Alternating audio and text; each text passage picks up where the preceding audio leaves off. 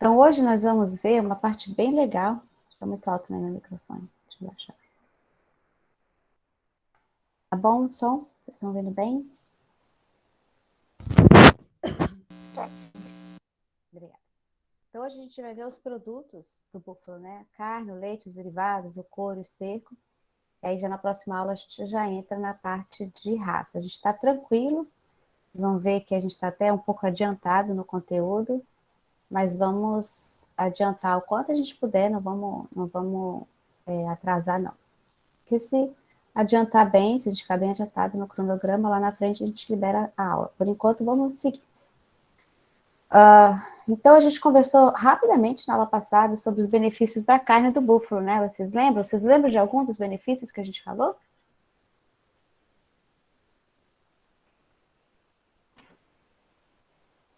Se manifestem. Não? Eu não estou vendo o chat. Deixa eu ligar. Que ela é menos gordurosa, professor. Boa. Deixa eu colocar aqui. Baixa teor de gordura, isso, menos gordurosa. Bem em relação ao bovino, né? Então, vamos ver um pouquinho sobre a carne do búfalo. Primeira coisa que eu vou perguntar para vocês, sabem qual é a diferença entre carne e músculo? Qual é a diferença entre carne e músculo? Não o corte de carne e músculo, mas o músculo em si. Não, professora. Não. Alguém sabe? Quantidade de fibra? O Lucas colocou no chat perguntando se é a quantidade de fibra. Obrigada. Eu coloquei agora no meu celular aqui o chat, gente. Se por um acaso eu perder alguma coisa, aí vocês me avisem, por favor, tá? Tava na imagem de vocês. Não.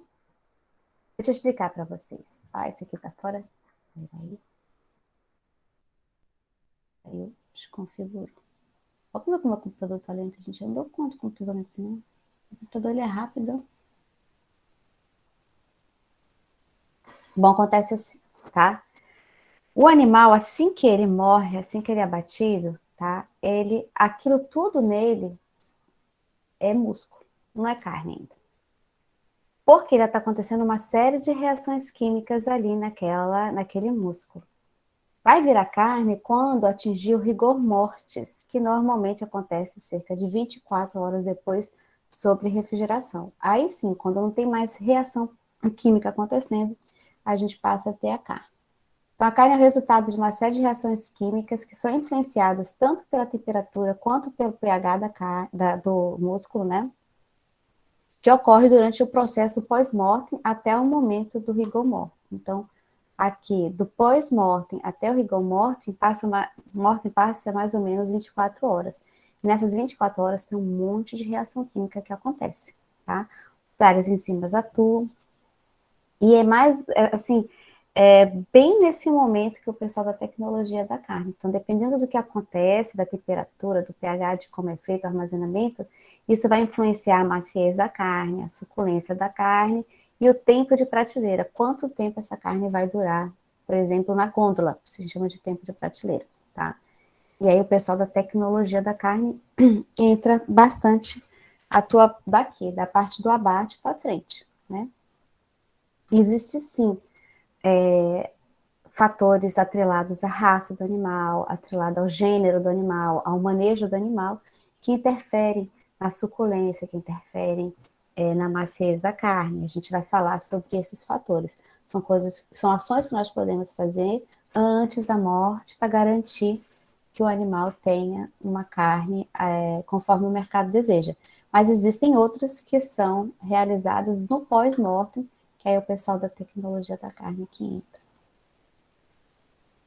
Então, a exsanguinação é o momento onde o animal morre, né? Vocês já acompanharam alguma vez um abate de animal? Não, professor. Eu diria para vocês que de todo o curso, talvez seja um dos momentos mais raiz. A pessoa tem que ser muito raiz, e raiz de sequoia não pode ser raiz de broto de feijão, entendeu? Tem que ser raiz mesmo para acompanhar um abate de animal.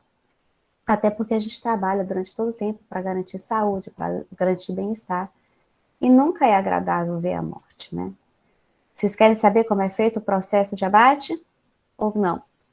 Eu quero saber, professor. Eu quero, professora. Sim, professora. Tá.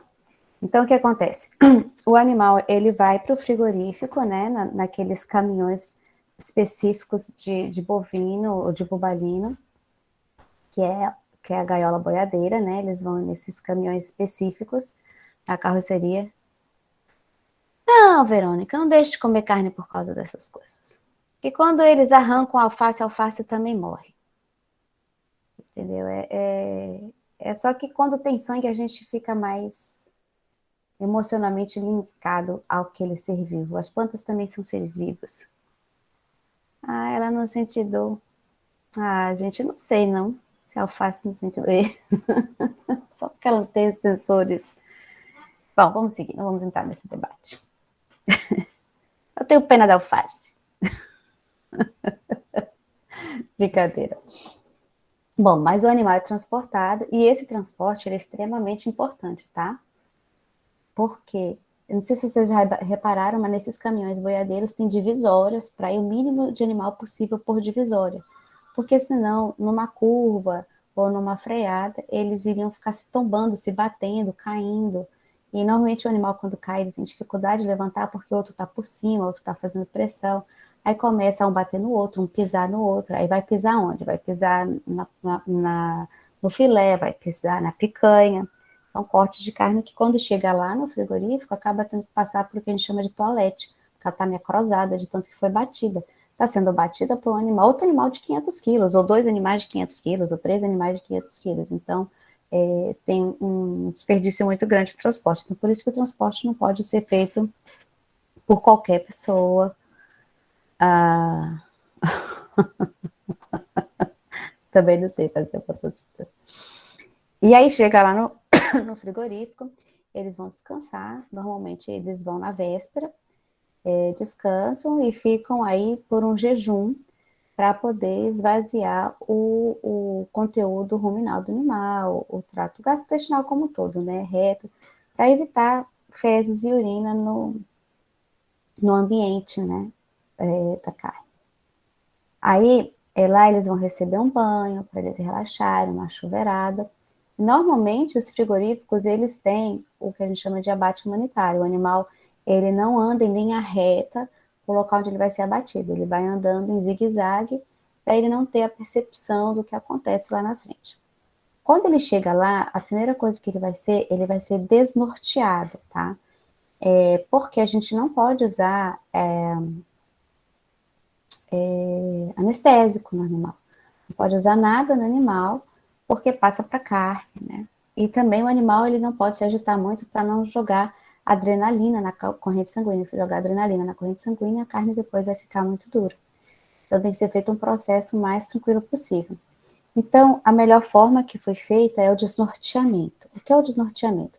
O animal chega lá na área onde ele vai ser desnorteado, ele recebe um tiro de uma pistola de ar comprimido no meio da caixa craniana, né? Então, ele vai ficar desnorteado, porque vai estourar a caixa craniana dele, ele vai cair desnorteado, mas ele não morreu nesse momento, ele só tá, daí para frente ele já não sente mais nada, tá? Aí ele vai ser puxado, aí ele começa a ser puxado, e é tudo muito rápido, né? Isso aqui acontece em questões de minutos. Ele já colocou numa corrente, vai pendurar assim, aí ele é feito um corte na jugular do animal, e aí ele perde sangue pela jugular, e é o que a gente chama de ensanguinação. Então, é o momento que ele vai morrer, é a hora que ele perde o sangue pela jugular, tá? A minha filha foi contar para ela a história, ela mal piscava, ela ficou muito abalada, ela já tem uma tendência de querer ser vegetariana. Eu falei, minha filha, ela falou, mas isso aqui é o abate humanitário, mãe? Ela ficou muito abalada. Eu falei, olha, é a forma que se encontrou para o animal sentir menos dor, sem usar nenhum tipo de químico que passasse para a carne, porque aí seria afetado o humano que vai comer a carne, né? E nenhuma morte é bonita, né? Nenhuma morte é bonita. Não tem como fazer uma morte bonita, não tem isso. Então, e daí para frente, a partir do momento da sanguinação, aí ele vai ter uma série de reações químicas que acontecem até chegar o momento até chegar o momento de chegar o momento que ele vira carne, né? Essa questão das pessoas se ligarem, como a Verônica está falando aqui, de ser vegana, ela é uma opção e a gente respeita a opção de todo mundo. É obviamente que nós, seres humanos, não somos herbívoros, nós somos onívoros, nós precisamos ingerir tanto a parte vegetal como a parte de carne. Então, a pessoa que optar por seguir essa linha vegana ou vegetariana, ela precisa somente fazer a suplementação da carnitina, né? Faz a carnitina e dessa parte que você não recebe de forma natural, tem que suplementar, entendeu, Verônica? Porque o organismo da gente precisa. Só não deixe de fazer a suplementação. Bom, aqui vocês estão vendo, tá? Um rabo do animal. Depois que seja, obviamente, o animal já foi todo compartido. Essa aqui é a rabada, né? Tem gente que opta por ser vegetariano, opta por ser vegano e não faz a suplementação, mas o organismo da gente não foi feito para viver sem aquilo, e depois ele sente falta. Então, esse processo de abate é muito rápido, tá? Essa contração muscular que continua, não é porque o animal está vivo, não é porque ele está sentindo. Isso aqui é reflexo das reações químicas que estão acontecendo ali no músculo, tá? E essa refrigeração, então, ela é feita sempre em refrigeração. Vai chegar um momento que todos esses movimentos vão cessar. Quando tudo parar, aí ele atingiu o rigor mortis. Você já tinha visto essa cena, gente? Esse reflexo? Não. Um pouco chocante, né? E, professora, mas isso daí tudo é só o rabo? O que que é esse resto aí? Não, é porque são de rabos de vários animais. Ah, tá. Tá? Tem um vídeo no Insta? A gente não. Esse aqui eu fiz pra. Eu vou ter que sair aqui porque tem alguém pedindo pra entrar. Peraí. Olha como é que tá lento o computador.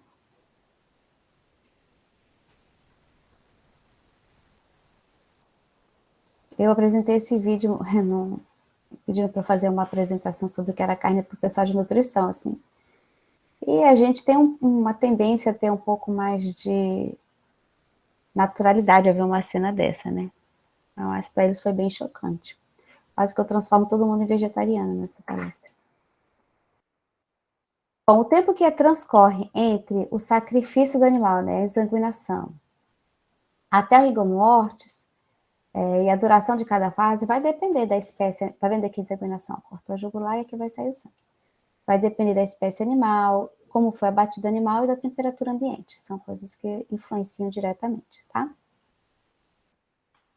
Bom, além disso, existe um processo dessa transformação do músculo em carne. Então, existem algumas atuações de algumas enzimas. E elas não são, assim, amplamente divulgadas. Mas as principais enzimas que a gente tem que ficar atento quando a gente está pensando em uma carne mais macia, uma carne mais suculenta, seriam a calpaína e a calpastatina. Tá? A calpaína, ela atua na degradação da fibra e ela aumenta, então, e ela leva ao amaciamento da carne. Já a calpastatina, ela atua controlando a calpaína, diminuindo os níveis de calpaína no meio. Então, se eu tiver elevados níveis de calpastatina, eu vou ter reduzido quantidade de calpaína, logo a carne vai ser mais dura. Então, quanto mais calpaína eu tiver no ambiente, mais macia a carne vai estar nesse processo da exsanguinação até o momento do rigor mortis, tá? Então, elas são enzimas proteolíticas, responsáveis pelo amaciamento da carne, e elas são ativadas por cálcio livre. Então, há algumas coisas que a gente pode fazer, por exemplo, um mês antes do abate, 2, 3 semanas antes do abate, para tentar alterar os níveis de calpaína e calpastatina no músculo. Por isso que eu gosto de falar delas. Né? Então, a gente consegue atuar, além da parte de raça, de genética do animal, nessas enzimas aí. Aí, com suplementação de selênio, tem que ver, selênio, vitamina E, tá? Gente, me dá só um minutinho, eu já volto um segundinho, tá? Peraí.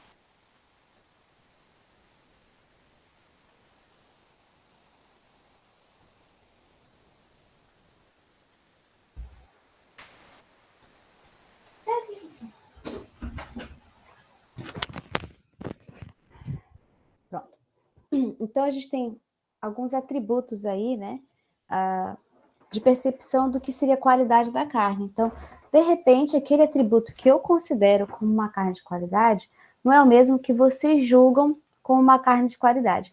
Além da Vitória, tem mais... Verônica. Além da Verônica, tem mais alguém na turma que é vegetariano ou vegano?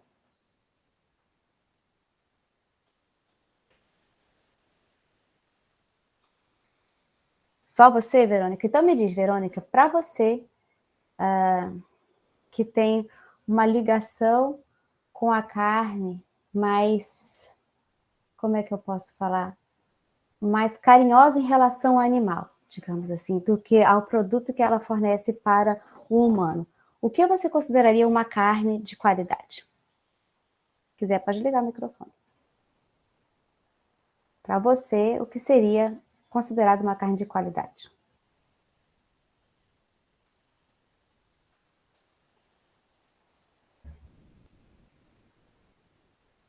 Não, é porque, se você não quer responder, você não precisa responder. É porque provavelmente para a pessoa vegana, esse atributo aqui, olha, do bem-estar, provavelmente seja mais. Tá vendo? Ó? Eu só consigo pensar no bem-estar, tá vendo? Então, tem pessoas, a gente tem um grupo de pessoas que provavelmente vai dizer que a carne dessa qualidade se advir de animais que foram bem tratados e receberam bem-estar, tá vendo? Não seria isso? Pronto, então no ponto de vista do vegano, provavelmente é esse atributo que é o mais importante. Há também aquelas pessoas que ligam com a questão da preservação ambiental. Então, tá bom, eu ainda posso considerar a possibilidade se, além do bem-estar, ele tivesse sido criado num lugar que preserve a natureza, que mantenha a sustentabilidade. Normalmente, essa é a forma, tem essa questão. Normalmente, as pessoas que entram para o veganismo, esse atributo é o atributo para eles de maior importância. Ela já não está tão importante, ela não quer saber tanto, por exemplo, o gordura, perfil de gordura. Agora me pergunta aí, seria em segundo lugar a parte de sustentabilidade. Agora eu pergunto para vocês aí, tem alguém na turma fazendo regime? Alguém que fazendo regime que restringe o consumo de carne porque acha que a carne engorda? Sim ou não? Tem alguém nesse grupo? Eu não, acho que não. Acho que não. Andresa, Não você tem, tem faz... alguém aí no chat. Andresa, quando você compra a carne, você leva em consideração achando, por exemplo, você está preocupada com a quantidade de gordura que essa carne tem, quanto ela tem de vitamina, minerais e proteína? Ou não? Ou você compra? Se for sobre isso aqui em casa, na hora de comprar, meus pais procuram com menos gordura, né? Mais ou menos assim. Mas Quem respondeu foi a se não Andresa? tiver, Foi a Andresa que respondeu ou não? Porque eu estou só no... Você quer a carne gordurosa? Deixa eu só...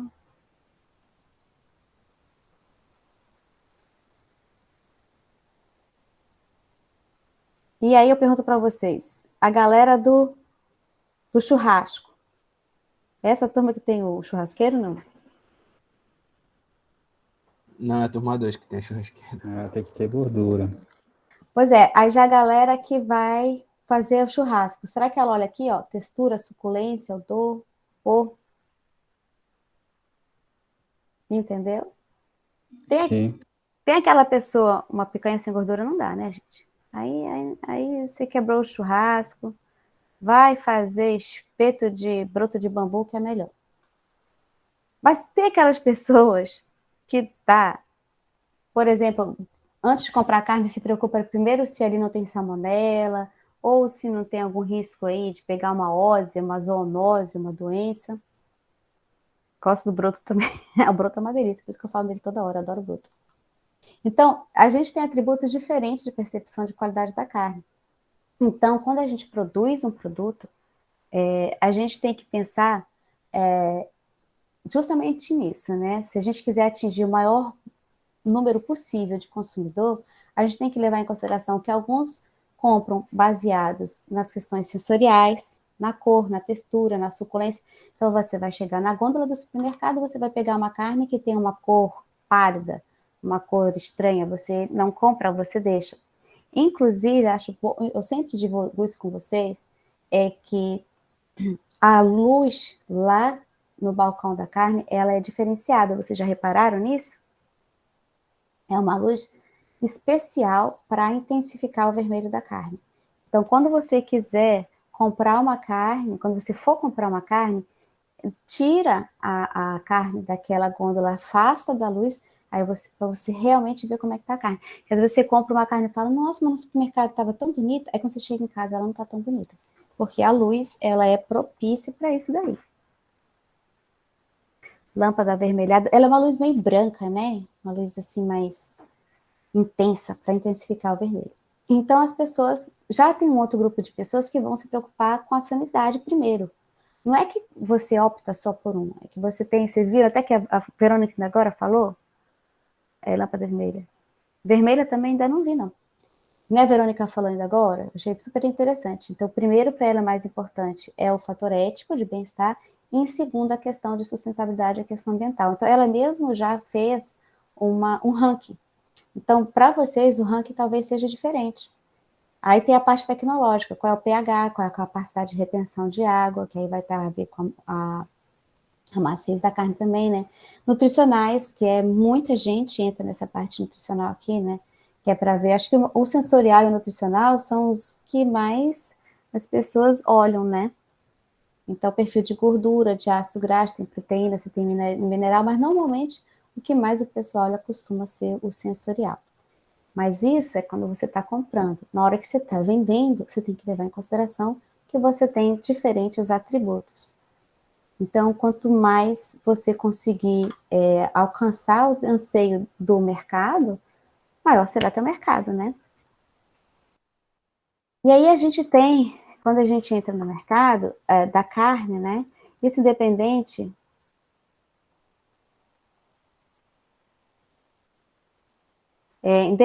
da carne, se é bovino ou bobalino, você tem carne convencional, a carne grill e a carne premium. Qual é a diferença? Por exemplo, você quer carne convencional. Então, o produtor, ele manda aquele lote de animais para o frigorífico pelo peso, porque ele quer ganhar dinheiro, e às vezes o animal ainda não está terminado. Então, quando a gente fala que o animal está bem terminado, é aquele animal que está com uma bela capa de gordura. Aqui uma capa de gordura. Então, aqui a gente tem 3 tipos de picanha. Tem a picanha convencional, a picanha grill e a picanha premium, né? Essa é como a forma como o pessoal lá da Mafripá, o pessoal lá da Mercúrio divide as carnes, mas se mudar de frigorífico, a terminologia, mas é sempre dividida nessas 3 categorias, né? Uma capa de gordura muito fina e falha. A grill, ela tem uma boa capa de gordura, mas não é, além de não ser tão grossa, ela tem falhas. Ela vai ter umas falhazinhas. A premium, que normalmente é a mais cara, é aquela que vai cobrir muito bem todo o corte da carne, bem mais espessa, né? E você não vai ver falhas. Então, o frigorífico sempre vai ter essas 3 categorias e vai vender por preços diferentes, né? Então, essa vai ser o preço mais em conta, essa aqui vai ser o preço intermediário, essa aqui sempre vai ser um preço mais elevado. E essa aqui, normalmente, para conseguir esse aqui, o animal tem que receber suplementação antes do abate, né? Um pouco antes do abate, pelo menos 3, 4 meses, normalmente ele recebe suplementação. Professora, Oi? volte lá na imagem. Quer dizer que a carne grill, ela tem algumas falhas, é isso? Você vê que ela cobre bem a gordura, mas ela tem umas falhas, tem uns buraquinhos aqui. Vai ter partes onde não tem gordura e a espessura é menor. Você já não vai ver essas falhas na premium. A premium ela já vai ser a top, né? Ela é uma boa carne, é boa para fazer churrasco, ela é de excelente, ela é boa qualidade, mas essa aqui sempre vai ser melhor. E isso vai ter a interferência depois na suculência, na maciez, no sabor final, né? Principalmente cortes de carne que para churrasco, né? Que depende dessa capa de gordura. Ok? Então, o que afeta no final a qualidade da carne? Então, a gente tem alguns fatores que são intrínsecos ao animal e a gente tem alguns fatores que são extrínsecos ao animal. Então, alguns fatores que estão dentro do animal, né? Então, a gente tem aqui que são moderadamente herdáveis, o melhoramento genético. Então, o melhoramento genético ele vai afetar a precocidade do animal, aí, através do melhoramento genético, a escolha da raça, qual é a espécie que eu vou usar. Então, por exemplo, uma carne de bovino vai ser diferente da de bubalino, uma carne de Nelore vai ser diferente de uma carne de Angus, tá? E isso aí é intrínseco do animal.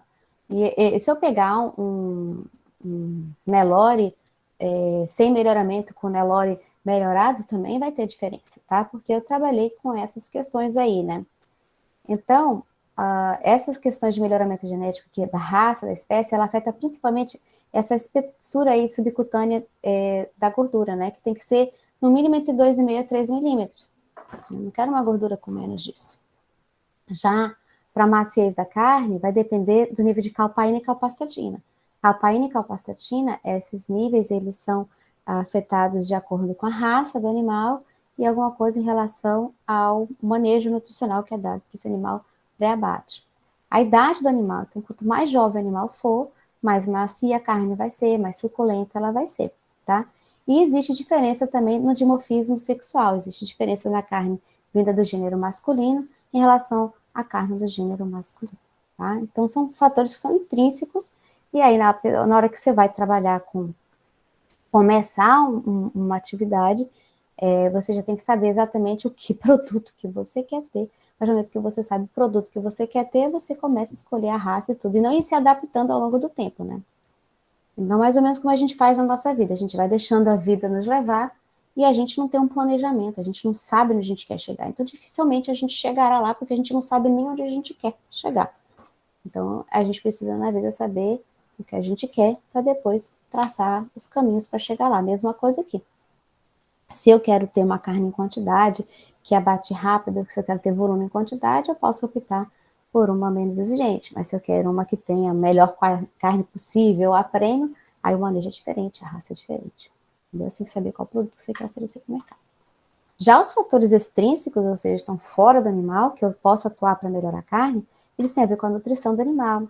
O manejo pré-abate, até esse momento ali que está sendo abatido. Então, se o animal foi exanguinado errado, se ele for sensibilizado errado, se ele não passar por esse momento de descanso, de jejum, desse banho, se ele andar em linha reta, se ele perceber, né? Porque ele percebe, o animal percebe o cheiro, ele percebe a sensação do que está acontecendo lá na frente. E aí, se jorrar um estresse no animal, jogar adrenalina na corrente sanguínea, essa carne vai ser afetada, tá? O transporte, como eu falei para vocês, então o animal mal transportado, ele provavelmente vai ter uma série de necrose na carne que vai perder, vai ter que ser feita a toalete. Porque ninguém quer comprar uma carne com roxo na carne, a não ser aquele roxo do carimbo do veterinário, né? Mas a carne de batida ninguém come, né? E a temperatura de resfriamento, o jejum prolongado, então tem que fazer o jejum, mas não pode ser tão prolongado para o animal não entrar absorvendo as reservas dele, né? Bom, e aqui é bem resumindo o que acontece em relação ao pH, né? Então, esse aqui é o momento do abate do animal, na hora 0, e aqui na hora 24 horas. Então, você quer que esse pH, na hora que você abate, normalmente está em torno do 7, né? Desculpa. E você quer que esse pH venha caindo mais ou menos até o 5,5 a 5,7, que é o pH normal que a gente quer da carne normal, tá? Carnes que vão ficar às 24 horas muito abaixo desse pH ou muito acima desse pH, elas vão ficar diferentes. Acima desse pH aqui, ó, a carne vai ficar mais escura, tá? É o DFD, é o Dry, Firm and Dark. É o Dark, Firm de firme e o Dry, Firm, Dry. Dark, Firm e Dry.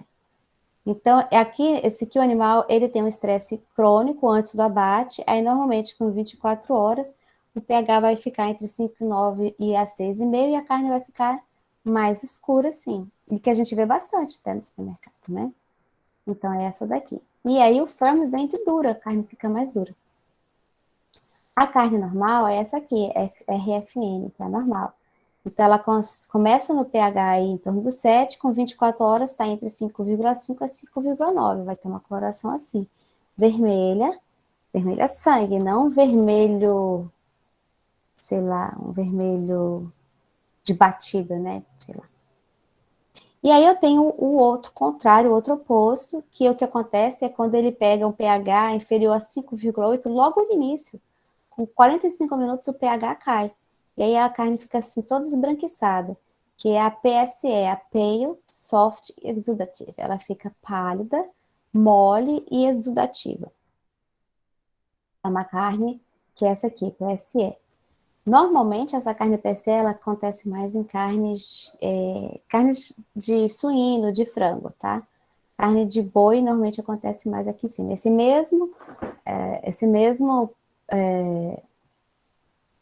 Essa mesma escala de pH serve para as outras carnes também, tá? Aí, quando tá aqui, quando chega em 24 horas a pH 5, aí já é descarte, tá? A carne estragou, é uma carne ácida, não dá para comer. Então, a tecnologia da carne é uma ciência que visa manter essa carne aqui, ó, e aumentar o tempo de prateleira. Então, tudo que acontece aqui nessas 24 horas requer, sim, tecnologia. De temperatura, de controle de pH e tudo isso. Vocês sabiam disso? Que massa, né? Não, não sabia. Para vocês já vão até saber escolher carne de forma diferente, né, no supermercado. Aí, quando tu chega assim, quais são os cortes da carne de búfalo? Os cortes da carne de búfalo são os mesmos cortes que tem na carne bovina. Então, isso que a gente vê pendurado, né, no açougue é o que a gente chama de carcaça. Então, eu tenho um lado da carcaça esquerdo, o lado da carcaça direito, aí eu tenho a traseira e eu tenho a dianteira do animal. Então, as carnes de primeira, que são as mais carnes, são as melhores carnes, elas estão no traseiro do animal. Alcatra, lagarto, maminha, miola, picanha, filé mignon, patinho, costela.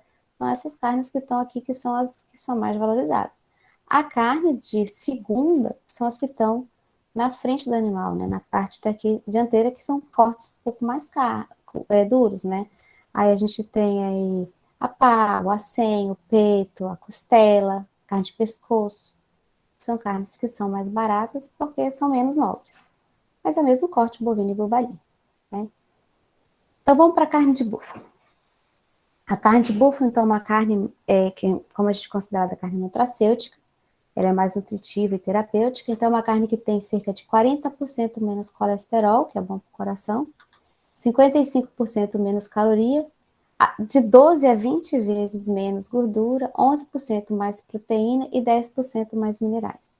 Como a gente falou na aula passada, é uma carne que tem mais ácido linoleico conjugado ou conjugated linoleic acid, que é aquele ácido graxo americano reconhecido por conter um princípio anticancerígeno. Quanto ao rendimento de carcaça, esse é o calcanhar de Aquiles da bobalinocultura, porque os frigoríficos tendem a pagar menos para o produtor, né, para o criador de búfalo, porque ele diz que ele é um animal que tem menor rendimento. O que seria rendimento? Então, pensa só, o que interessa para o frigorífico é isso aqui, é o que ele vai vender de carne. Mas existe aquele animal vivo que estava no campo. Então, do que ele era vivo para isso daqui, aconteceu uma coisa que a gente chama de rendimento de carcaça. Normalmente metade, 50%, é em torno de 50% o rendimento da carne do animal, né? 50% o resto vai ser o quê? Couro, vai ser sangue, vai ser vísceras, vai ser a cabeça, vai ser do jarrete, né? Do joelho para baixo. Isso tudo pesado, a parte de vísceras é muito pesada. Tirando tudo isso, o que sobra normalmente é metade do animal. Por isso que a gente fala que normalmente o rendimento de carcaça é em torno de 50%. O que é rendimento de carcaça? Do animal vivo, o que de fato virou a carcaça que eu vou comercializar, né? Então, o frigorífico, ele fala o seguinte, que o rendimento de carcaça do búfalo fica em torno de 49%. Então, a maior parte ele não consegue comercializar.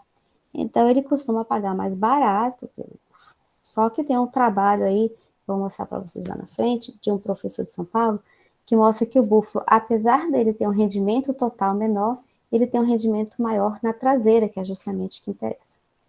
Mas fato é que eles costumam pagar de 25% a 30% menos no búfalo do que eles pagam no bovino. Tá? Ou pagam preço de vaca. Quanto ao confinamento, tem um trabalho feito na UFMG que mostra que o búfalo precisa de menos tempo de confinamento para chegar no peso de abate do que o bubalino. No caso dele lá, que ele ficou bastante tempo confinado, foi 4 meses. Mas hoje em dia, para você ter uma ideia, se confina bovino no máximo 4 meses. Então, é um trabalho que já está defasado, né? Mas ele com certeza não precisaria ficar o mesmo tempo que o bovino para chegar no rendimento, que é aquela capa de gordura que interessa para a gente de 2,5 a 3 milímetros de gordura. Então, quando ele chega nessa, existe a altura do animal, onde eles passam o ultrassom, né, para saber com quantos milímetros está a gordura. E aí, essa é a melhor forma de abater. Passou o ultrassom, sabe que ele está com essa, aí ele pode bater. No olho fica difícil. Segundo o Wilde Cripp, a carne de búfalo seria uma das carnes mais saudáveis que existe para o consumo humano. Isso é bem interessante, né? E agora eu vou puxar bastantes dados aqui para vocês verem, né? Comparando carne bovina e bubalina por diferentes fontes e diferentes autores. Então, aqui bubalina e bovina. Então, vocês vão ver que é uma carne que tem bem menos caloria. Então, como a gente falou, cerca de 55% menos caloria. Tem mais proteína e óleo de gordura. Lipídio total, bem menos, quase 20 vezes menos gordura. E não só ele tem menos gordura total, como o perfil também, né? Ele tem menos ácido graxo saturado, bem menos, é quase ausente em relação ao bovino. E ácido graxo saturado é o que é mais prejudicial para a gente, né? O humano. O poliinsaturado, ele tem menos também. Tem menos colesterol, cerca aí de 40% menos colesterol. Tem mais vitaminas e tem mais minerais do que o bovino. Então, mais nutritivo, né? Essa aqui, segundo a ABIEC, a Associação Brasileira da Indústria da Carne, comparando aí diferentes fontes de carne, né?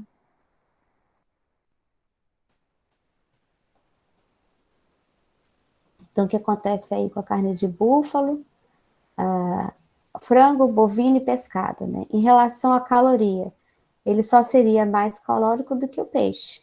Porém, tem mais proteína do que o peixe, tem mais ferro do que o peixe, tem menos gordura do que o peixe, tem menos colesterol do que o peixe e teria um pouquinho mais de ácido graxo do que o peixe. Então, comparando com o frango, tem menos caloria, proteína similar, tem bem mais ferro, tem bem menos gordura, tem bem menos colesterol, tem menos ácido graxo saturado. Em relação ao bovino, menos caloria, a proteína é similar, igual, né? Mais ferro, menos gordura, menos colesterol e menos ácido graxo. Então, você vê que em relação às carnes mais consumidas, ela seria mais interessante até do que o peixe, né? Perderia aqui para o peixe só na questão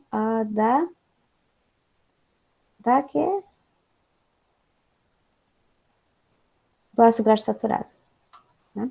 Mas o ácido graxo total ele ganharia. Já uma outra fonte aí, Infanticelli, né, que é italiano, para o búfalo, avestruz, frango, bovino e ovino. Em relação à caloria, ele só perderia aqui para o avestruz, mas aí você vai chegar a comer uma carne de avestruz, o sabor, né, a estrutura sai totalmente da tua cultura e o preço, né? Proteína perderia para frango e ovino. A gordura não perderia para ninguém. E colesterol não perderia para ninguém. Nem mesmo para avestruz, nem mesmo para ovino. Por isso aquele pensamento, assim, que para o humano, uma das carnes mais saudáveis que existe é a do búfalo. Vocês sabiam disso? Mas vamos seguir. Vamos pegar dados aqui do USDA, que é o departamento, como se fosse o Ministério da Agricultura americano, né? Dados de 2019, a composição. Aí vamos comparar aqui a carne crua e depois ela cozida, né? De búfalo, frango, peixe cru, atilada, peru cru, pato, bovino, suíno e carneiro. Eu ainda não estou acreditando que a carne de búfalo é melhor. Então, bora comparar com mais. Vamos para a gordura aqui, ó. Quem tem menos gordura do que o búfalo? Ninguém. Proteína, quem tem mais? Só o frango, né? E o peru. Caloria, praticamente só quem tem menos seria o peixe. Colesterol, nem o peru cru teria menos colesterol, que é o que a gente escuta falar, né? E ferro, só quem ganharia dele seria o pato e o bovino, né? Então, entende? E sódio, que é o sal que faz mal também. Só perderia aqui para o peixe, que provavelmente aqui deve ser equivalente. Não deve ter diferença estatística. Então, percebe que aí até mesmo se eu colocar o suíno, o porco, o frango, o peixe, o peru, o búfalo ainda vai, principalmente nessa parte de gordura, ele passa a ser imbatível. Que o maior problema é justamente na gordura da carne, que todo mundo fala, né? A gordura e o colesterol. Então, você vê aí que entre tanto gordura quanto colesterol, ninguém ganha o búfalo. E nela cozida? Então, aquela outra era ela crua, o que acontece depois que eu assei ou cozinhei a carne? Permanece essa vantagem? Sim. Olha que gordura. Os mesmos, aqui era ela crua, né? Aqui ela assada e cozida. Percebe também que não tem nem comparação. Mesma coisa, colesterol, só o peixe. Mas o peixe ganharia no colesterol, mas perderia aqui na gordura total. Porque também tem a ver com o tempero que você usa, né? Bem interessante, né? E aqui é uma carne de búfalo. Se você for comprar ela crua, você vai perceber que você não vê diferença. Grandes diferenças na carne bovina. Você vê o quê? Uma gordura mais branca, totalmente branca, e praticamente não tem essa gordura entremeada no bife que a gente vê, aquele monte de nervinho, né? Essa aqui já é de uma carne de búfalo premium, então é um animal que recebeu muita suplementação, então ele tem um pouquinho ainda de gordura entremeada. Aqui é umas carnes de 2016, para mostrar mais ou menos o preço de quanto é vendido. Não é um pouco mais cara normalmente do que a carne bovina, mas não chega a ser tão mais carne. Tem os mesmos cortes, né? O steak, o ancho, o contrafilé. E a carne é premium, vendida para vários lugares. E muito interessante, né, para quem quer entrar no mercado, é pensar na carne no hambúrguer. E professora, Oi? Pode falar. do búfalo ainda sabe como você. Eu não falhou, não entendi.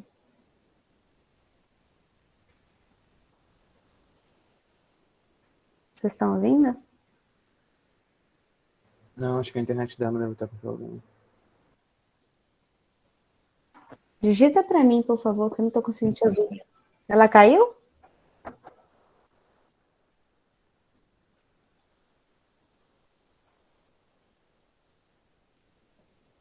Minha internet que tá ruim, professora. Tá me ouvindo? Agora estou. Pode falar. É que eu já estudei um pouco sobre os búfalos, sobre a carne e tal.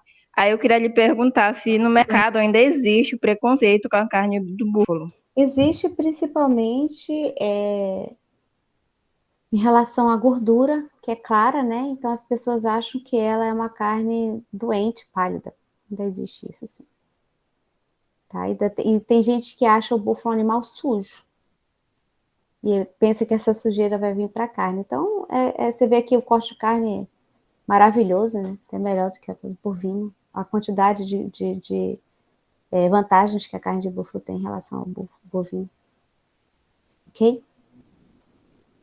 E aí, gente, a gente passa a focar muito numa coisa chamada carne de hambúrguer de búfalo, que ainda não tem uma grande marca para carne de hambúrguer. E quem levantou bastante essa bandeira foi o seu... esqueci o nome dele agora. É um dono de uma grande marca de carne, tá? E ele falou, olha, interessante agora para o búfalo, porque quem vai comprar carne não quer saber se tem colesterol, se tem proteína, é comer carne. Mas é diferente, né? As pessoas vão passear onde? No shopping. Quando elas vão no shopping, normalmente elas vão comer o quê? Hambúrguer. seria sensacional um hambúrguer que tivesse menos colesterol, mais proteína e princípio de cancerígeno. Qualquer rede qualquer rede dessa, McDonald's, adoraria fechar um contrato. Se você fechar o contrato, você tem que suprir o mundo inteiro. Normalmente eles não têm só aqui. E aí ninguém consegue fechar essa escala, né? Mas é uma coisa bem interessante. E aí uma das carnes que a gente tem essa aqui no Nordeste, que é a Bubales, né? E picanha, ele já faz o hambúrguer dele, tudo.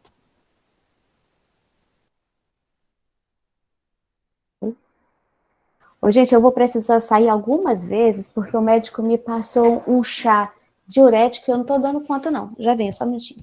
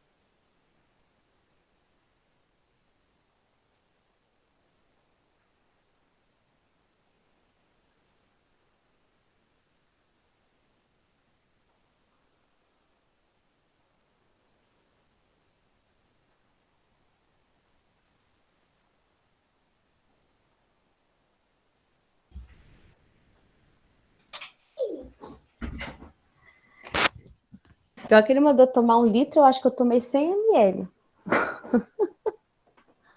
Vamos lá.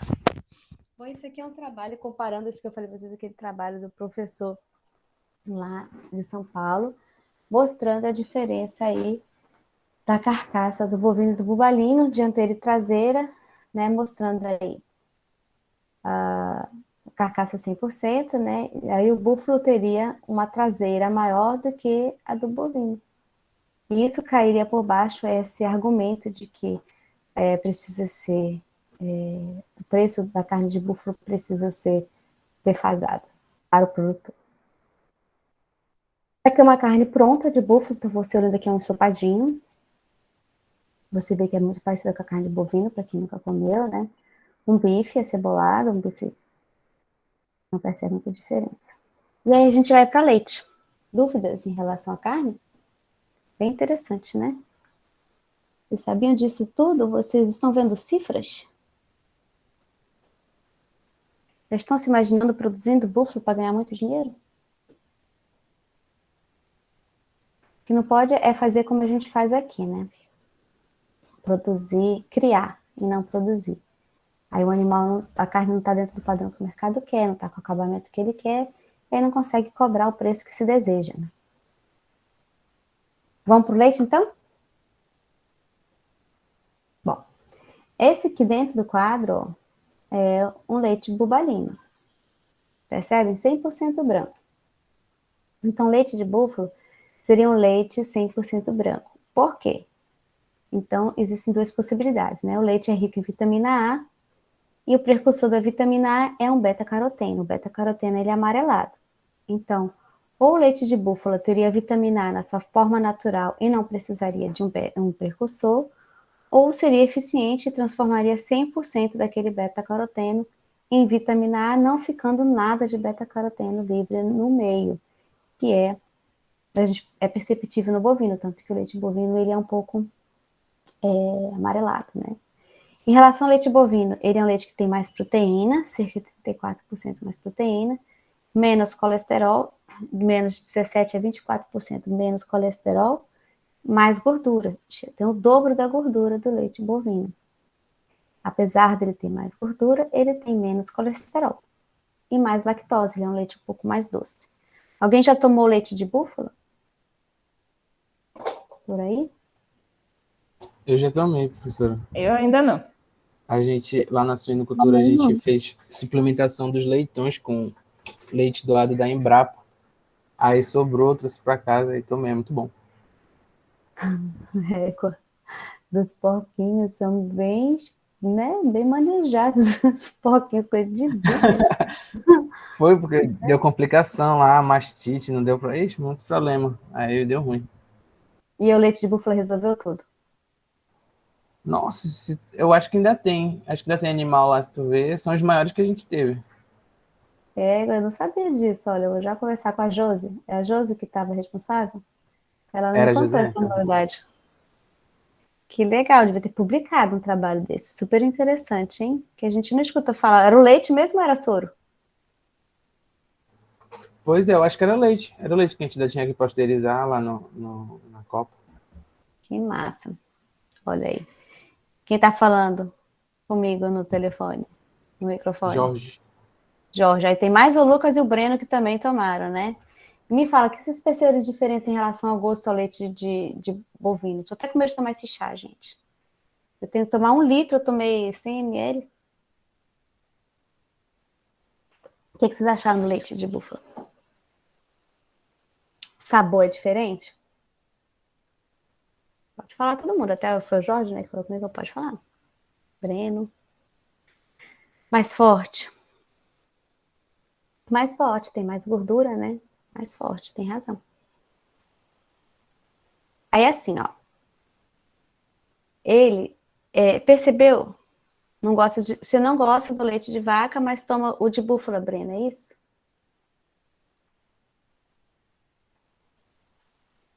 Mais gorduroso. Por que, Breno? Por que você não gosta de vaca e gosta de búfala? Conta pra gente. Água. Tu é criado no leite de búfala, Breno? Tu é criado? Chaba. Basicamente, tu é do Marajó? Ah, tá aí. É muito interessante. O pessoal criado lá no Marajó, criado com leite de búfalo, não consegue tomar leite de vaca, acha o leite de vaca aguado. Por quê? Porque tem mais gordura, né? E vocês percebem, né? O Lucas, o Breno, foi o Jorge, né, que falou comigo, que o leite é mais doce, um pouco mais adocicado. Gente, é mais ou menos como tomar um creme de leite, né? Só que você está tomando esse creme de leite, um pouquinho mais aguado que creme de leite, mas é um creme de leite que é mais nutritivo, vai te nutrir, vai te prevenir câncer. É incrível, não acho? Mais doce. Ele é mais doce porque ele tem o quê? Mais lactose. Lactose é o açúcar do leite. A lactose mais glicose. Então é interessantíssimo, é um leite maravilhoso, mas que dificilmente a gente tem acesso a leite, né? Quem tem o leite transforma em queijo, é muito difícil comprar o leite. Além disso, lembra, ele é beta-caseína 2A2 e não dá aquele desconforto gástrico para quem tem intolerância. E agora a gente acabou de descobrir que ele é muito bom para leitões também, que a gente não sabia. Os leitões estavam com problema de quê? Estavam rejeitando. Não, a matriz teve problema lá, tiveram que fazer antibiótico, aí teve que parar, cessou o leite. E aí a gente fez a amamentação mecânica com leite de búfalo. Por quantos dias? O tempo todo, acho que foi no primeiro dia, que é assim que ela colocou, então. Eles mal pegaram o leite dela, foi quase que completo com o leite de búfalo. Até chegar o momento de passar para a Isso, ração, né? 21 dias, se não me engano. Olha aí, essa daí eu nem sabia. Sabia do soro. O soro é muito usado. O leite mesmo eu não sabia. Até porque o leite ele é muito caro, né? Bom, aí você pensa assim, nossa, mas ele é um leite mais gordo, professora. Como é que eu vou usar isso para regime? Você não vai usar para regime. Ele não é leite para regime. E essa questão dele ser mais gordo, você tem que ter cuidado, né? Nunca tomei leite de búfala. Você nunca toma leite de búfala, na hora que você for ter contato com leite de búfala, tu não cai de boca. Tu não toma logo muito leite, não. Ou você dilui um pouquinho de água, ou você toma menos. Porque como ele tem um elevado teor de gordura, há possibilidade de te dar uma diarreia, né? E aí eu sempre conto a história engraçadinha de uma vez eu levei na fazenda que eu trabalhava e eu levei e pedi para fazer um café da manhã com tudo que tinha. E se tomar leite de búfalo e beber água, acontece o quê, Breno? Morre também? O que acontece? Eu já tomei. Diarreia da brava, tive diarreia da brava, mas eu não presto nem para ter diarreia, pelo amor de Deus. Meu organismo é adaptado a tudo. O puro mesmo, chá da vaca. Aí esse meu amigo, o pai dele é criador, acho que de búfalo. Só que eu acho que já estava um tempo. Pois é, já é crença, né? É que nem tomar açaí, beber água, vai morrer. Comer manga, tomar leite, vai morrer. E aí eu levei pra fazenda e a gente fez uma coalhada, né? Tinha queijo, tinha um monte de coisa, e tinha coalhada. E aí quando eu olhei pra ele, ele tava pegando só a nata da coalhada. Aí eu cheguei pra ele e falei, meu amigo, cuidado, que é de búfalo. Eu sei o que eu tô fazendo, acabou, não sei o que. Eu falei, tá bom, também a gente só fala uma vez. Aí eu saí com o pessoal lá do Rio Grande do Sul, fui rodar pela fazenda. Antes de eu chegar no curral, eu olhei pro lado, ele olhou pra mim com um olhar de, vou morrer. Ele saiu correndo e eu só vi esse cara no final do dia. Não vi mais ele. Então vão com calma, sabe? Nunca comeu nada de búfalo, de coalhada, leite, o puro, sem ser o desnatado, né? Porque queijos são desnatados, vai com calma. Ele é muito gordo, tá? Agora, olha como ele é interessante, por exemplo, para merenda escolar. O Breno mesmo aqui está contando que ele foi criado no leite de búfalo e nem aceita leite de vaca, porque ele mantém alimentado mais tempo. Já reparou isso, Breno? Quando você toma leite de búfala, você demora mais tempo para sentir fome do que quando toma leite de vaca ou não? Reparou isso? Pois é. E aí, tu toma um copo de leite de búfala, tu fica aí um tempão sem comer fome. Ela tomar um leite de vaca, logo, logo tu tá com fome. Então, para quem tem acesso a essa questão de merenda escolar, o leite de búfala seria muito interessante para a merenda escolar. Muito interessante. O leite, o iogurte, né? Com farinha, então, leite com farinha? Como assim? Pouco. Agora eu vou ter que tomar leite com farinha porque eu ainda não tomei. É, professora, porque lá a gente tirou, põe na caneca, misturou com a farinha. Achei que na hora do almoço tá todo mundo empachado. Ainda nem tá com fome ainda. Mas quando? Mas é a farinha baguda também. É, também. Mas eu não gosto muito da baguda, não. Mais normalzinha, torradinha, eu prefiro mais ela.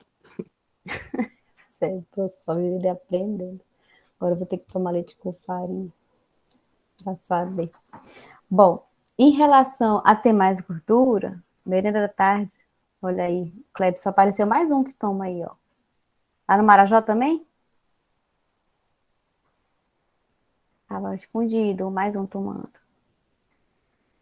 A gordura é boa para o rendimento, então eu preciso de menos leite para transformar naquela quantidade de queijo. Lembra? Rendimento industrial. O quanto de leite que eu preciso para transformar em 1 quilo de iogurte, 1 quilo de queijo, 1 quilo de requeijão.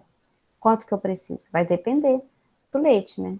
Porque o leite ele é uma fração sólida e uma fração de água. E a água chega a representar 80%, um pouco mais da quantidade do leite. Quase tudo é água. Então, quanto mais sólido tiver, menos leite eu preciso para fazer aquele queijo. E o que mais impacta é a quantidade da gordura, que é o maior representante do seco, né? Provou também, ó, Alane. Provou também lá no Marajó, o leite puro. Sentiu diferença, Alane? E aqui sim, ele chega a ter de 40% a 50% mais ácido linoleico conjugado. O preço sempre vai ser mais elevado do leite de búfalo, enquanto for quantidade pequena, né? Você não gostou muito do leite de búfalo, mas você gosta de leite de vaca, Alane?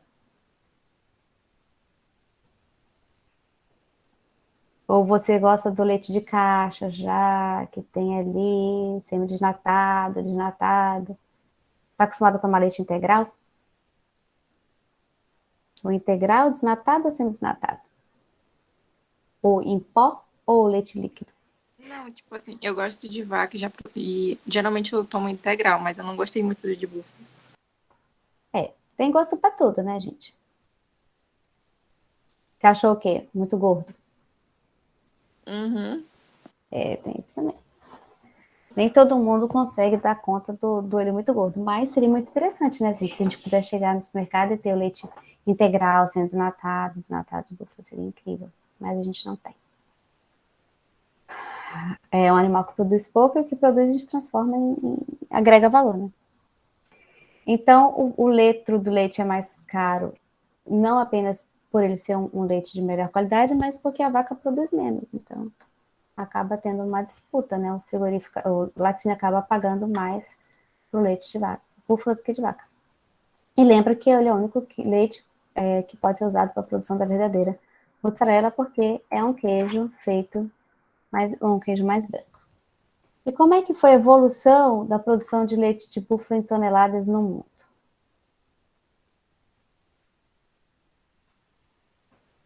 O que aconteceu aqui?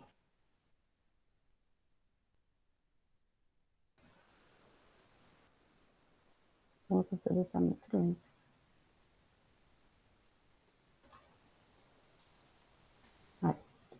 Você vê os países, né? Índia, né? Paquistão e aqui nos anos, aqui do lado. Aí você percebe que a Itália vai aparecendo. E o Brasil nem aparece.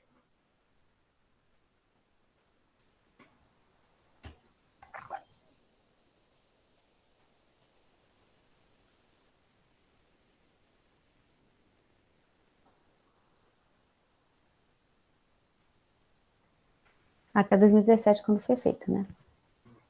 E aí é um dos maiores, sempre a Índia, depois o Paquistão, a China e a Itália está entre os maiores produtores de leite, né? Mesmo estando lá em 16º, não me engano. Se eu comparar como é que fica o leite de búfalo em relação à vaca europeia e à vaca zebuína, né? A vaca indiana e a vaca europeia.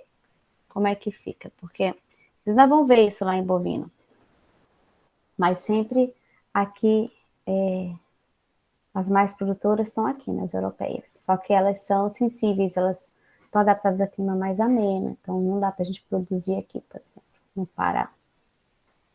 Em relação à água, ó, lembra que eu falei cerca de 80% é água, mas ó, que o búfalo tem menos água. Se ele tem menos água, vai ter mais sólidos. Aí lipídio, que é a parte de gordura, que é a que mais impacta na produção de queijo. Ó. Em torno de 4% é quanto a vaca bovina produz de leite. O búfalo vai para 8%, chega até 11%. 8 a 11%, né, de lipídio. Lactose é mais doce, tem mais lactose, tem mais proteína, desculpa, tem mais minerais.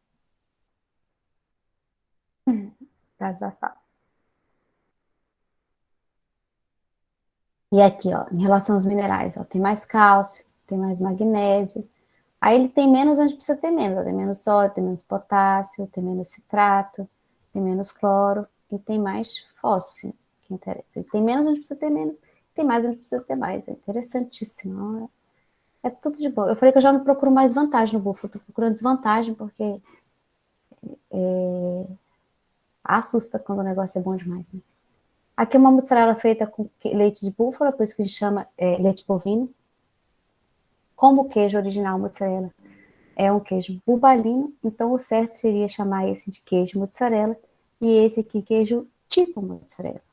O tipo é quando alguma coisa dentro da receita não vai de acordo com o original do queijo. Então, por isso que a gente chega no supermercado e tem queijo tipo reino, e queijo tipo marajó, queijo tipo mozzarella.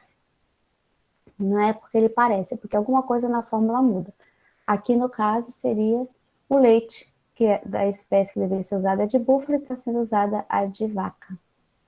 Às vezes é a localização geográfica. Então, por exemplo, o queijo canastra só pode ser produzido na Serra Canastra, o queijo do Marajó só pode ser produzido na Ilha do Marajó. Então, se eu produzir um queijo do Marajó fora da Ilha do Marajó, mesmo que eu siga toda a receita correta, eu não posso falar que é queijo do Marajó porque não foi produzido lá. Então, queijo tipo Marajó. Alguma coisa. Esse aqui é o queijo do Marajó. Deixa eu ver se esse aqui tá o vídeo.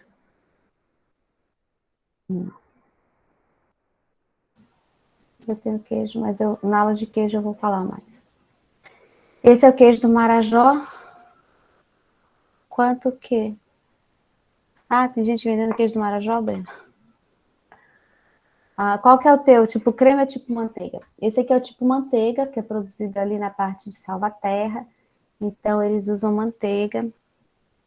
E o queijo creme, e tem o tipo creme, é produzido mais ali na banda de Soure, e ele fica mais tipo um requeijão. Então, esse é mais para corte, o outro é mais mais cremoso, né?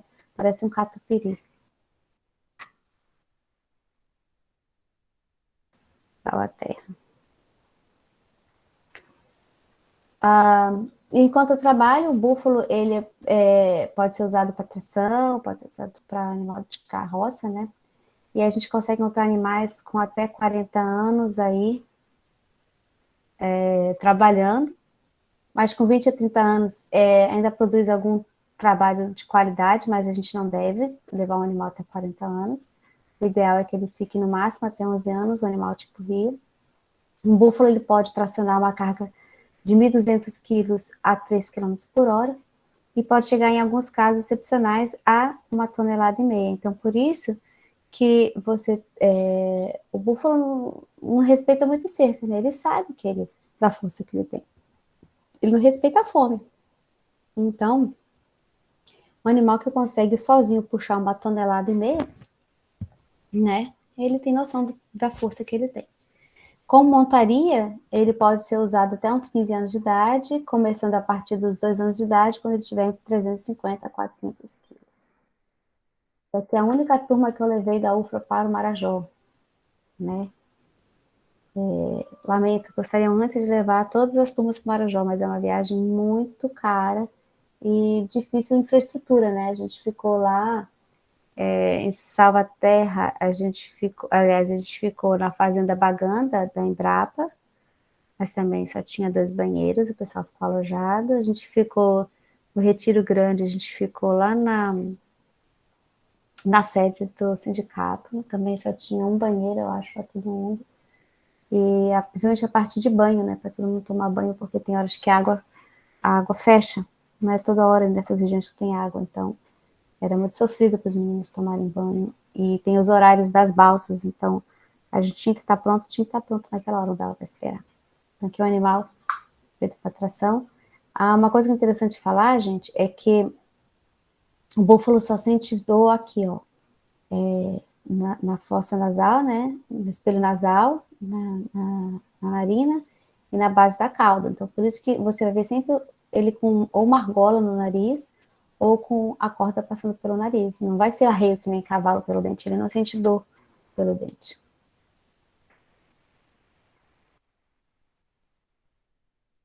Aqui é um animal sendo usado como montaria para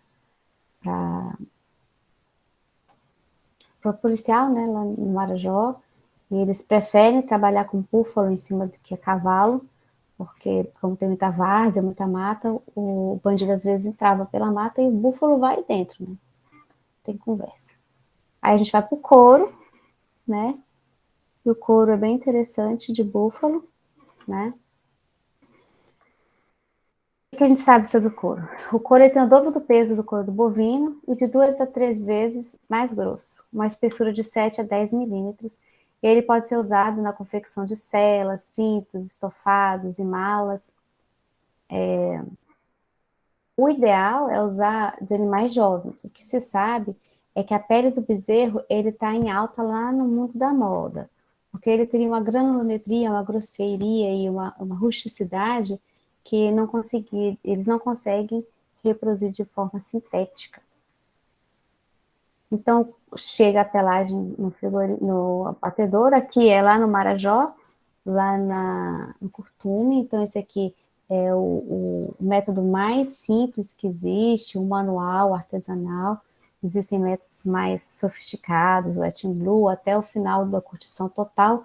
Aqui não, ele só é mesmo uma salgado, né? Então, ele primeiro faz essa limpeza, tira aqui o excesso de pele que tem, depois ele vai salgar, aí ele vai curtir, né, no ar, depois vai colorir, normalmente a gente coloca com urucum, até que depois fica pronto e fica assim, né. Só que tem um número, né, tem muita gente que marca a numeração do animal e tal, então depois ele tem que vir aqui alisando, ó, com esse processo aqui, para tirar o máximo dessas bolinhas, esse máximo, para ficar lisinho o couro, porque ninguém quer um chinelo, um sapato com essas bolinhas. Esse número normalmente corta, não usa, ninguém quer uma bolsa com o número 22, ou um cinto, né? Por isso que a gente indica só fazer a ferra, fogo, em áreas onde não aproveita o couro para fabricação de moda, né? É uma ideia para vocês terem uma ideia. Esse aqui é um couro bubalino, a espessura dele. Aqui é uma moeda de 10 centavos e aqui um couro bovino. Pra vocês verem como ele é bem mais grosso do que o couro bovino. Então, normalmente eles trabalham só com couro de animal jovem, porque aqui já é de um animal mais antigo. Aí ele fica duro e inflexível. Aí não consegue manipular aqui, ó. Como ele tem que manipular para poder fazer esses cortes dele. É o couro. Dúvidas? Aí nós Então o vamos couro é do Baby Búfalo, né? Normalmente é o que eles usam para venda, animal jovem. O animal velho ele fica muito duro, inflexível e não tem muita procura, não tem muita venda não. Mas é muito difícil conseguir fechar uma carga. Recentemente eu fui procurada por um representante de um estilista famoso americano que não quis se identificar, eu não sei quem é, querendo o couro bubalino. Aí eu entrei em contato com o maior produtor de couro que tem aqui, né? E passei para ele, mas eu não sei o que deu essa conversa, não sei se fechou carga, se não fechou carga, se o cara vai ou não vai investir em couro bubalino. Mas achei interessante, né? Um estilista americano buscar o couro bubalino. Até porque um tempo atrás a gente tem uma associação, eu não sei como é que chama a Associação Brasileira do Couro. E uma das coisas que eles fazem é percorrer esses eventos de moda. E eu estava numa palestra que ele deu lá em Macapá. E ele estava falando, eu fui falar sobre couro, eu fui ver a palestra dele e ele comentou que eles penduraram não é quiosque, como é que chama, gente? No stand deles, né? Eles colocaram umas bolsas de búfalo e todo mundo enlouqueceu com a bolsa de búfalo. Todo mundo queria bolsa de búfalo. E eles não conseguiram, obviamente, fechar contrato para ninguém, porque não tinha volume, né? Não tem volume, você não consegue ter volume, não consegue ter padrão. Mas é um mercado, assim, muito interessante. Há um tempo atrás, a família do meu ex-marido exportava couro para a Europa, e couro bovino. E uma vez eles resolveram mandar umas peles de búfalo no meio para ver, porque Portugal ali é grande produtora de sapato, né? Eles mandaram umas de búfalo e aí o cara fechou um container. E eu lembro do desespero que foi fechar esse container. Não se conseguia fechar a quantidade de volume de couro suficiente para fechar um container para exportar. Ninguém tem essa quantidade. Você vai para um latadouro, tem 20, na outra tem 10, tem 20, então para você fazer aquele volume que eu não lembro, dias e dias viajando e ninguém conseguia fechar o volume. Então você vê como a gente está atrasado. A gente tem um produto que é maravilhoso, mas a gente não tem volume. Entendeu? Então a gente não dá para entrar no mercado da moda, não dá para entrar nesses mercados, não dá para entrar, por exemplo, então, vamos oferecer uma carne, um hambúrguer para o McDonald's. Não dá, não vence, ninguém consegue suprir a demanda. Em relação ao esterco, sabe? É que o búfalo defeca de 3 a 5 vezes por dia, podendo produzir até 9 quilos de esterco por dia. É muito valorizado como combustível. Estima-se a produção aí de um búfalo do pântano nas Filipinas. Ele produziria cerca de 18 quilos por dia de esterco, no total de até 6,8 toneladas por ano, um animal, 6 mil quilos por ano. A composição do esterco, né, antes da incineração, seria 0,28 de nitrogênio, 0,57 de fósforo, 0,11 de potássio, e depois da incineração sai o nitrogênio, ficaria 10 de fósforo e 1 de potássio. O interessante é que ele pode ser misturado à argila para fazer material de construção, para piso. Terapeuticamente, ele pode ser usado para cobrir feridas, né? O gosto do cliente. Quem quiser cobrir ferida pode. E aí, geralmente, o animal pode produzir 10 toneladas de esterco por ano, métrico, o suficiente para adubar. Um animal seria capaz de adubar 2 hectares de arroz por ano. Também pode ser usado no biogás, produção de biogás e biofertilizante. Dúvidas quanto ao leite, ao queijo, aos derivados, ao esterco e ao couro? Posso seguir? Bom, então, quais são os sistemas onde a gente pode criar o búfalo? Existem 3 tipos de sistemas conhecidos, né? Se você entrar na internet, você vai ver essa terminologia aqui, que o búfalo é criado em sistema de pastagem nativa e pastagem cultivada. Isso não é sistema de criação, isso é sistema de manejo de pastagem. Então, essa terminologia está errada, não é sistema de criação. Volto a falar, como é que eu manejo a minha pastagem. Eu posso estar em pastagem nativa, em terra fina, em terra inundável, ou em pastagem cultivada. Isso é manejo de pastagem, é diferente. O que seria o sistema de criação? É um sistema extensivo, o semi-intensivo e o intensivo. E essa mesma terminologia serve também para bovino, tá? O que seria um sistema extensivo? É um sistema assim, ó, aberto, sem grandes cuidados, onde o animal não tem controle zootécnico, são grandes áreas, é muito parecido, muito representativo do sistema de criação extensiva é o Marajó. Amplas áreas, até os animais normalmente se misturam de um rebanho com outro, você tem pouquíssimo controle, pouquíssima vermifugação, tudo referente a ele. O mais presente seria o sistema intensivo, né? Então, o animal está intermediário, ele já tem um manejo melhor, ele tem um acompanhamento, mas o animal ainda fica passo, mas aqui ele faz rotação nos passos, você tem toda uma anotação, você sabe o controle zootécnico, você sabe qual é o intervalo entre parto, você sabe as informações desse animal, você faz as vermifugações, você faz as vacinas que esse animal tem que ter. É um sistema semi-intensivo. E o sistema intensivo ou confinado é aquilo que o animal fica o tempo todo preso ali, ele mal se locomove, né? Então, a gente pode criar um animal totalmente solto, intermediário e preso, confinado, semi-intensivo. São as formas de criação. E a gente, obviamente, vai aprofundar mais, vai ver mais nessa disciplina, tanto para bovino quanto para bobalino. Aqui são os meus contatos, para quem ainda não tem. O Instagram, Natália Guarino. O Ponto do Búfalo e o Ponto Rural, que são Instagrams que eu dei uma parada, porque tinha outros perfis que estavam disparando no búfalo e eu não queria competir, eu quero que as pessoas realmente sejam expressivas nisso. Eu mostrando para vocês aqui como o búfalo gosta de carinho. O Facebook, o e-mail. Todo mundo respondeu a frequência? Cadê a frequência? Sim. Sim. Então, como a gente... Cadê a frequência, professora, que eu não vi? Vamos já Por procurar favor. aqui. Não deixe Professora, a senhora vai disponibilizar Vou, todos vai os disponibilizar CIGAD. o slide? Eu vou sentar esse final de semana para atualizar o CIGAD de vocês, tá? Ver os links das aulas. Que eu tô com...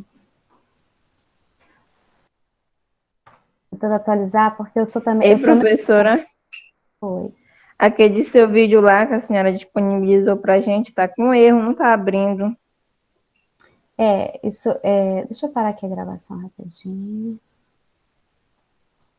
Quando eu passo para você